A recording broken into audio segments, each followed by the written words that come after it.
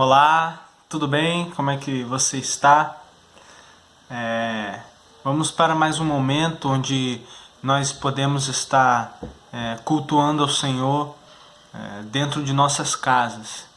Independente de onde você esteja, esse é o momento que a gente pode estar celebrando ao Senhor, cultuando Ele e cultuando Ele com todo o nosso ser, né? Porque a palavra de Deus diz que nós cultuamos com a mente, com o coração, com as nossas forças, com a nossa alma, que a gente possa estar voltando os nossos pensamentos para Deus, para a Sua palavra, que possamos estar focando em Deus nesse momento, possamos estar nos consagrando a Ele nesse momento. Então faça desse momento seu culto ao Senhor e como nós estamos perto do momento de Páscoa, sei também que nós não iremos estar nos reunindo como costumávamos antigamente, nos momentos de Páscoa, mas ainda assim, isso não impede de ser um momento de refletirmos sobre o significado da Páscoa para a nossa vida e para a nossa realidade. Vamos estar lendo um texto que diz em Salmos 23, que todos nós conhecemos, que diz: o Senhor é meu pastor e nada me faltará. Ele é o nosso pastor. Esse é um salmo bem conhecido e por vezes a gente sempre recita ele e fala ele: o Senhor é meu pastor e de nada terei falta. O Senhor é o nosso único e suficiente e Ele basta para nós, né? E nós podemos cantar e se alegrar porque Ele é o nosso pastor, Ele é a nossa Páscoa. Vamos estar orando e depois louvando ao Senhor. Feche seus olhos, vamos estar falando com Deus. Senhor, muito obrigado por mais um dia, obrigado porque nós estamos vivos e isso tudo é graças à Tua grande misericórdia sobre as nossas vidas, Senhor. Muito obrigado porque nós temos tudo o que precisamos para podermos viver e ter comunhão contigo. Que o Senhor continue abençoando a nossa vida, abençoando cada irmão que está em sua casa nesse momento. Que o Senhor possa estar derramando sobre a vida de cada um as Tuas bênçãos, a Tua graça, a Tua misericórdia e possa estar renovando o nosso ânimo cada vez mais, Senhor. Fale ao nosso coração nesse momento, que seja um momento em que nós possamos estar diante da Tua presença, Senhor, Te buscando, fazendo desse momento, Pai, o nosso culto, a nossa entrega a Ti, Senhor, é a nossa oferta. Em nome de Jesus, é isso que eu peço e agradeço. Amém. Vamos louvar o Senhor. Segurança. O Senhor é a nossa segurança.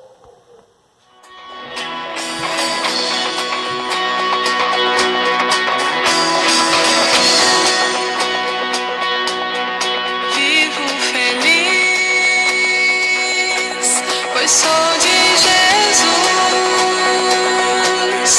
e já desfruto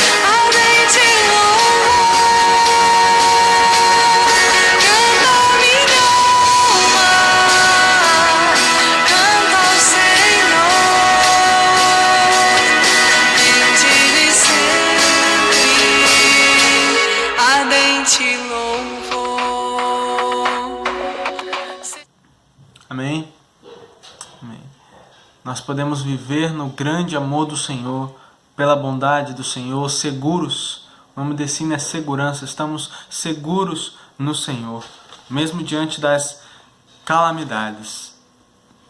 Eu queria que nós meditássemos num texto da palavra de Deus, que está em João capítulo 19, versículo 28 ao versículo 30. Diz assim, João 19, 28 a 30. Mais tarde, sabendo então que tudo estava concluído, para que a escritura se cumprisse, Jesus disse, tenho sede. Estava ali uma vasilha cheia de vinagre. Então embeberam uma esponja nela. Colocaram a esponja na ponta de um caniço de isopo e a ergueram até os lábios de Jesus. Tendo-o provado, Jesus disse, está consumado. Senhor, que a Tua palavra venha falar aos nossos corações, nos transformando, nos moldando e nos dando a devida esperança, Senhor. É isso que nós pedimos, que o Espírito Santo fale conosco, por favor. Em nome de Jesus, amém. Irmãos, nós podemos estar diante de um momento calamitoso, diante de um momento preocupante, onde as nações estão se movendo para que possam contornar essa situação. E vivemos num período, agora mais do que antes, eu creio, de muita incerteza, onde nós sabemos se tudo irá voltar à normalidade amanhã ou daqui a uma semana, um mês, 2 meses, nós não sabemos. Tudo isso é incerto, porque isso não depende de nós, depende de vários fatores. Depende do governo, depende da saúde, depende dos recursos, depende das pessoas, isso depende de muita coisa. Então, como isso vai se suceder, nós não sabemos. Apesar de nós sabermos que, na verdade, tudo depende da vontade do Senhor, porque Ele está no controle de tudo. Mas ainda assim, na nossa limitação, nós não sabemos o que acontecerá. Nós não temos certeza dessas circunstâncias. E nós acabamos de ler um texto do livro de João, e João ele escreveu esse livro para que as pessoas viessem a crer no nome do Filho de Jesus e crendo tenham vida. E talvez até diante de um momento difícil como esse, você possa parecer que não está vivendo, porque nossa rotina mudou, nossas preocupações, prioridades mudaram, muitas coisas mudaram e nós estamos tendo que se adaptar a essas coisas. E parece que nós não estamos vivendo. Parece para alguns que estamos apenas existindo, sobrevivendo. Parece que isso não é vida. Mas eu queria te lembrar e te deixar certo de que, ainda que nós estejamos limitados por causa das circunstâncias, ainda que nós estejamos de alguma forma impossibilitados de estar vivendo como deveríamos, como gostaríamos, ainda assim nós podemos experimentar a verdadeira vida, a vida que está em Jesus Cristo. E é isso que o apóstolo João escreveu nesse livro, para que crendo nós tenhamos vida, porque Ele é a verdadeira vida. Não é se as circunstâncias estão boas que nós estamos vivendo, não é quando nós estamos desfrutando de uma relativa paz e segurança que nós estamos vivendo, mas nós só vivemos enquanto estamos unidos com Jesus, porque não há outra vida a não ser Jesus Cristo. E pensando no texto que nós lemos, Jesus ele estava na cruz. Ele tinha sido levado a julgamento pelos líderes religiosos que o levaram diante de Pilatos, que o condenaram, que quiseram que ele morresse.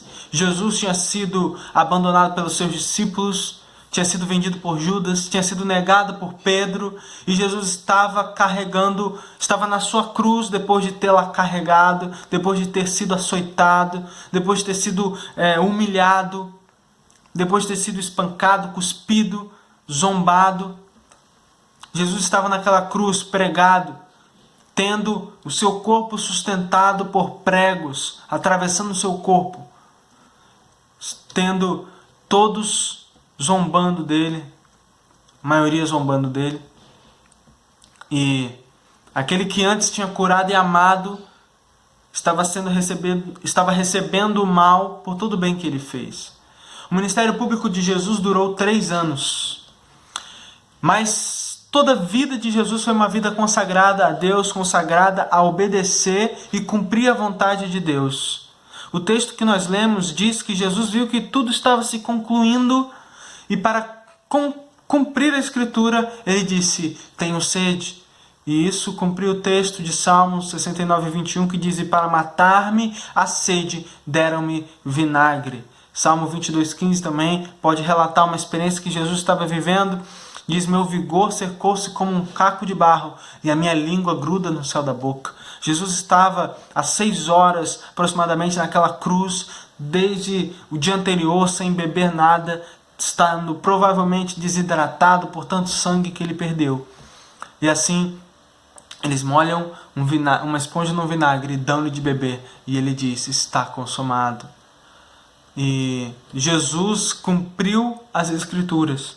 Ele falou que tinha sede para cumprir as Escrituras. E ao longo da vida de Jesus, ele cumpriu todas as palavras dos profetas e da lei.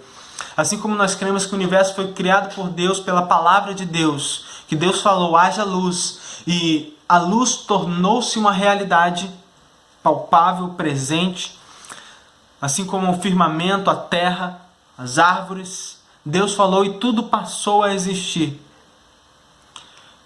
Tudo passou a se tornar real. Nós também cremos que a palavra de Deus se tornou realidade em Jesus Cristo. Jesus tornou palpável e real todas as palavras dos profetas inspirados por Deus. Até porque Jesus, ele é o verbo, ele é a palavra de Deus. Jesus, ele foi enviado por Deus para cumprir uma missão e ele concluiu completamente. Disse ele: está consumado. E no grego significa tetelestai. No primeiro século, quando um criminoso era pego, o juiz pegava um papiro, e esse papiro se chamava cédula de dívida, onde ele escrevia todos os crimes e delitos desse criminoso. E depois que esse criminoso cumprisse toda a pena, ele se apresentava novamente, o juiz riscava toda aquela cédula de dívida e escrevia no rodapé, no final, tetelestai, que é a palavra grega que significa liquidado, completo, consumado, está feito, indicando que o indivíduo criminoso nada devia mais à justiça. E esse é o peso da palavra de Cristo na cruz. Jesus cumpriu a pena do nosso pecado e ele pagou com a sua própria vida. Morreu no nosso lugar. O juiz, nosso Deus, Pai, assinou a nossa cédula. Portanto, devemos crer que Jesus é o único que pode garantir a certeza da salvação. No meio de tantas incertezas, nós temos essa certeza. Jesus é o único que pode garantir a certeza da salvação. E essa salvação ela é segura porque Jesus cumpriu os requisitos. Ele cumpriu toda a exigência da lei no nosso lugar. No versículo 28 a gente vê que ele cumpriu as Escrituras. Em Mateus 5,17 diz: não pensem, Jesus falando para o povo, a multidão, no Sermão do Monte, não pensem que vim abolir a lei, abrogar a lei. Não, eu vim para cumprir. Não vim abolir a lei, mas vim para cumprir. Em Filipenses 2,8 diz: e Cristo, sendo encontrado em forma humana, humilhou-se a si mesmo e foi obediente até a morte, morte de cruz. Jesus foi obediente, Jesus cumpriu toda a lei, cumpriu toda a exigência da lei de Moisés. Jesus cumpriu toda a justiça que Deus exigia. Ele foi perfeito. O Filho de Deus veio ao mundo como nosso representante para satisfazer a vontade do Pai. Ele foi o humano perfeito e sem pecado. Jesus, mesmo sendo Deus, ele assume a forma humana, esvazia-se de sua glória e assume a forma humana, a nossa natureza, para obedecer aquilo que nós não conseguimos. Porque nós não conseguimos obedecer ao Senhor, nem fazer a sua vontade, nem andar nos seus caminhos. Porque a Bíblia diz que não há um justo sequer, não há ninguém que busque a Deus, todos se tornaram inúteis. Não há quem faça o bem. Todos nós pecamos. Desde Adão, todo ser humano nasce pecador. E ao longo da vida, essa natureza pecaminosa vai se revelando. E isso é a coisa mais fácil de se provar. Não precisamos ensinar uma criança a desobedecer, pois ela mesma aprende por si e revela essa desobediência. Elas fazem birra, elas desobedecem. E embora sejam inocentes e não tenham discernimento do seu pecado, elas pecam porque é da natureza humana. E se você perguntar também a qualquer um, quem nunca mentiu, quem nunca invejou, cobiçou, todos nós. Todos nós desobedecemos a lei do Senhor. Por isso que a Escritura diz, todos pecaram e estão distantes da glória de Deus. Romanos 3:23. Nós não somos pecadores porque pecamos, mas nós pecamos porque de fato somos pecadores. E se você for parar para pensar, por que um grilo faz o som dele, aquele som que todos nós conhecemos, né? O cri-cri. Por que ele faz isso? Por que ele faz esse som? Porque ele é um grilo. Ninguém é um grilo ou se torna um grilo por imitar o som dele. Mas um grilo faz isso porque ele tem toda a inclinação, é da natureza dele emitir esse som. As asas dele têm uns pelos em forma de pente e quando ele esfrega, sai esse som. E da mesma forma nós, naturalmente, temos toda a inclinação para pecar. A única forma de um grilo deixar de emitir esse som é ele mudando a sua natureza. E não é à toa que Jesus nos diz que é necessário nascermos, nós, seres humanos, nascermos de novo, nascermos do alto, do Espírito, para que assim possamos combater essa nossa natureza pecaminosa pelo Espírito de Deus. Todos nós pecamos, todos nós somos atraídos e engodados pelas nossas próprias concupiscências, pelos nossos próprios maus desejos, e temos essa inclinação para o mal, dessa nossa natureza pecaminosa, e somos atraídos pelo pecado, assim como Ícaro foi atraído pelo deslumbre do sol, e ocasionando a sua queda. Assim nós somos atraídos pelo falso deslumbre do pecado, assim como Adão e Eva foram atraídos pelo falso deslumbre daquele fruto, pelo falso sentido de querer ser como Deus. Todos nós pecamos, exceto Jesus. Ele não pecou. Jesus não teve que orar pedindo a Deus perdão pelos seus pecados, porque ele não cometeu nenhum pecado. Ele orava pelos pecados dos outros. Ele dizia, Pai, perdoa-os, porque eles não sabem o que fazem. E Jesus, como Deus, ele tinha autoridade para perdoar pecados. Diversas vezes ele disse, os teus pecados estão perdoados. Jesus, ele não pecou, nenhuma maldade foi vista nele, nenhum crime foi visto nele. E ele disse, ninguém de vocês pode me acusar de pecado, porque Jesus não pecou. Ele foi tentado como nós, experimentou as nossas fraquezas, mas sem pecado, sem culpa.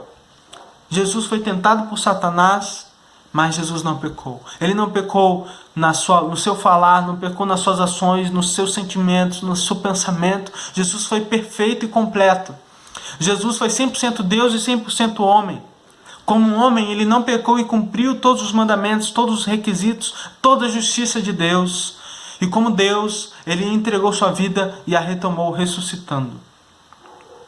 Jesus, ele é a revelação perfeita de Deus. Ele é a exata expressão do seu ser. Ele cumpriu toda a justiça que a lei exigia e também cumpriu toda a promessa feita acerca dele. Ele é o cumprimento das Escrituras.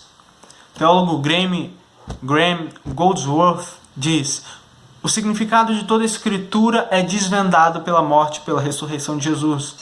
Pois a Escritura não faz sentido se Cristo não for o centro de todas as coisas, pois a Escritura se cumpre em Cristo. Jesus, ele é o único que pode garantir a certeza da salvação, e essa salvação é segura, pois Cristo cumpriu todos os requisitos. Ele cumpriu toda a exigência da lei no nosso lugar, e ele sofreu a condenação da lei em nosso lugar também. Jesus, nós vemos no versículo 30, que ele disse, está consumado. E entregou, curvou a cabeça e entregou o Espírito, ou seja, ele morreu. Jesus cumpre a lei e nós não. Jesus é condenado e nós não. Não é no nosso mérito, não depende de nós a salvação. Nós não cumprimos as exigências de lei, e mesmo assim não somos condenados. Porque Jesus cumpriu e foi condenado. Jesus cumpriu o que nós conseguíamos, contudo sofreu a condenação que nós merecíamos. Ele veio para arrumar a bagunça que nós fizemos, que a gente fez. E ainda assim ele assumiu a culpa para si, por amor. Isaías 53:5 diz: mas ele foi transpassado por causa das nossas transgressões. Ele foi esmagado, moído por causa das nossas iniquidades. O castigo que nos traz paz estava sobre ele. Pelas suas feridas fomos curados. O sofrimento de Jesus é o bálsamo para o sofrimento da humanidade. O sofrimento de Jesus é a resposta para todo o sofrimento que nós estamos enfrentando hoje. Não olhe para o seu sofrimento, olhe para o sofrimento de Jesus Cristo. Pois todo sofrimento tem um sentido quando olhamos para Jesus Cristo. Pois Ele assumiu as nossas dores, os nossos sofrimentos. Ele assumiu para si a culpa do nosso pecado. Ele foi feito pecado por nós, sem ser culpado.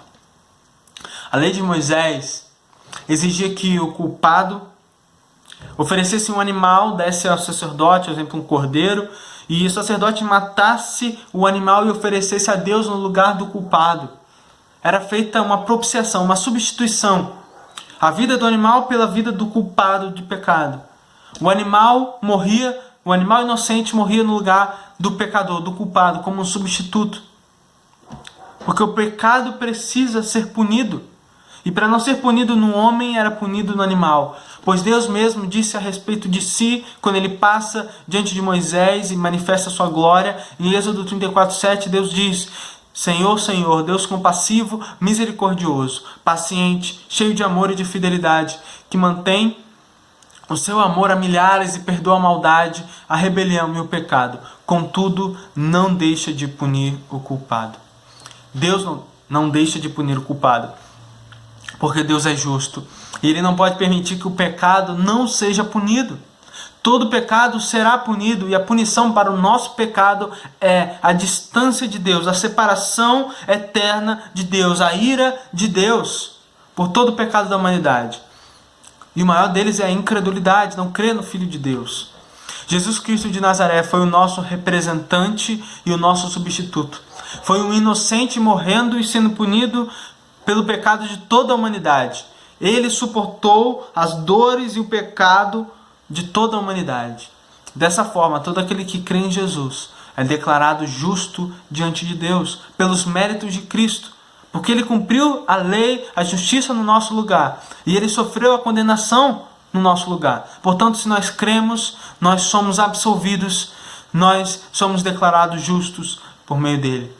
De modo que quando Deus olha para o fiel, Ele não vê mais o pecador e o culpado, Ele vê seu filho, Ele vê a justiça de seu filho. Nós estamos vestindo as vestes de justiça de Jesus. A justiça de Jesus é imputada a todo aquele que crê. Gálatas 3:13 diz: Cristo nos redimiu da maldição da lei, quando se tornou maldição em nosso lugar.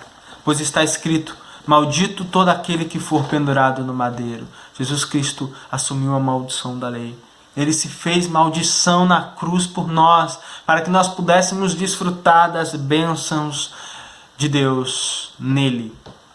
Portanto, irmãos, Jesus ele é o único que pode garantir a certeza da salvação.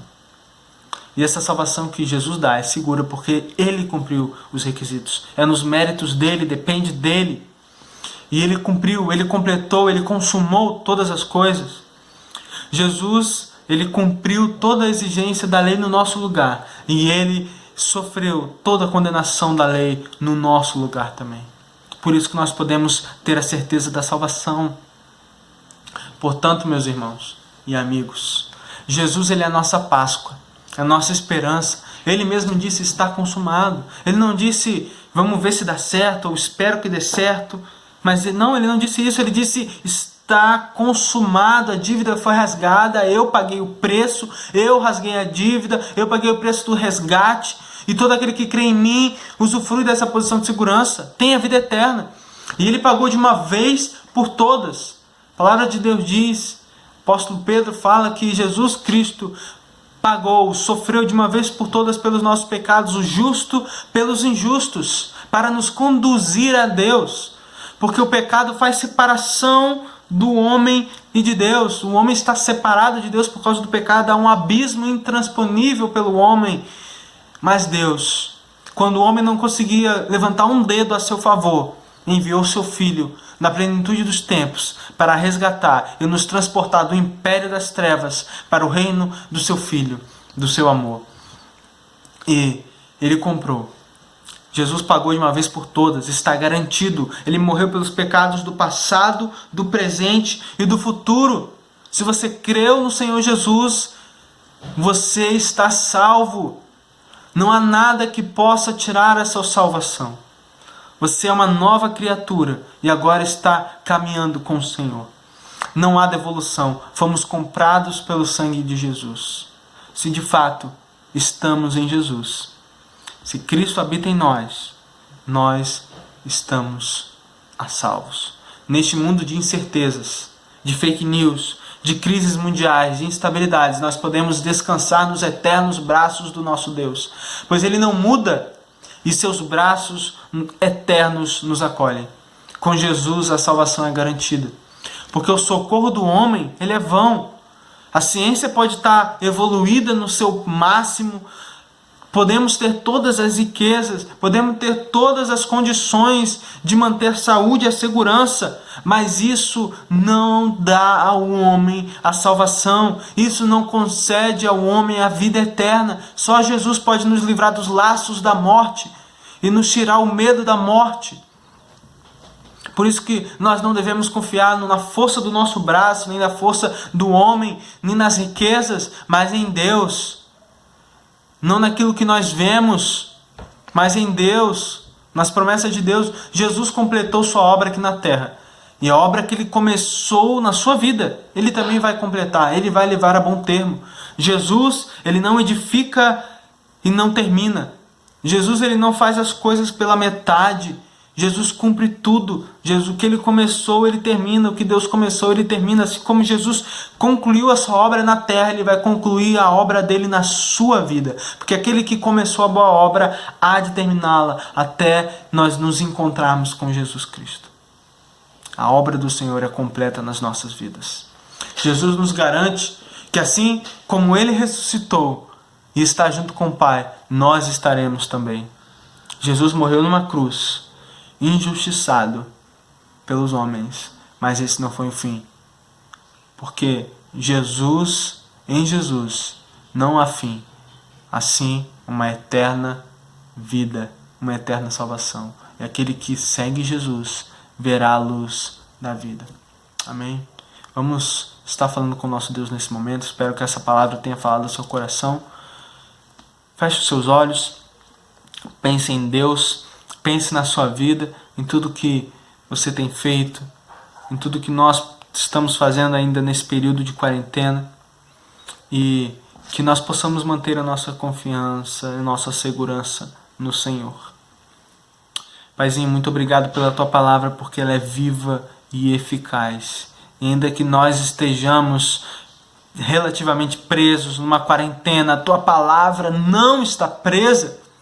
Tua palavra não está algemada, Senhor, mas ela vai crescendo e crescendo porque ela permanece até o fim. Ela permanece, Senhor, por toda a eternidade. A planta nasce, seca, o vento leva e ninguém se lembra de onde a planta estava, mas a Tua palavra, Senhor, permanece para sempre. Essa palavra que nos foi evangelizada e nós cremos nessa palavra, a palavra que nos regenerou, que nos deu vida, que nos preserva e que irá nos recompensar. Nós cremos que a Tua palavra, Senhor, que a Tua palavra diz que seremos recompensados pelo Senhor.